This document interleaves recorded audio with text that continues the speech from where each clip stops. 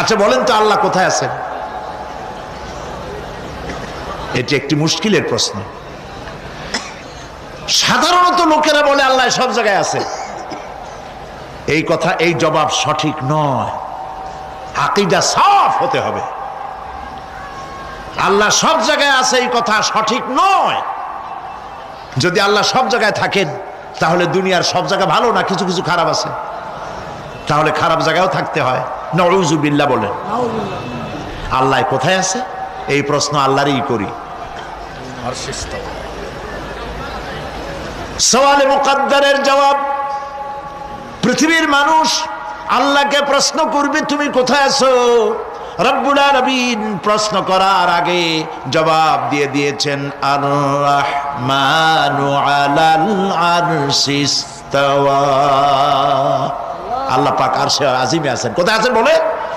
এক আঙ্গুল আকাশের দিকে উঁচু করে বলেন আল্লাহ কোথায় আছেন? আরশে আজিমে আছেন। সুবহানাল্লাহ। তবে আরশে আজিমে আছেন যে অবস্থা এমন নয় যে তিনি সাংঘাতিক রকমের কুয়াশার কারণে বাংলাদেশে কি হইতেছে তা দেখতে পান না।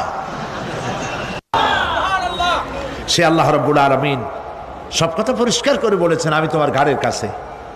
তার মানে আল্লাহর ইলম, তার নজর, তার সামা এবং তার বসর, তার দেখা, তার শোনা, তার ইলম সবটা আমাকে ঘিরে আছে, আমি তার বাইরে নাই।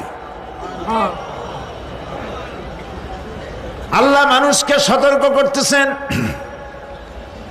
মা ইয়ালফিযু মিন কাওলিন ইল্লা লাদাইহি রাকীবুন আতীদ।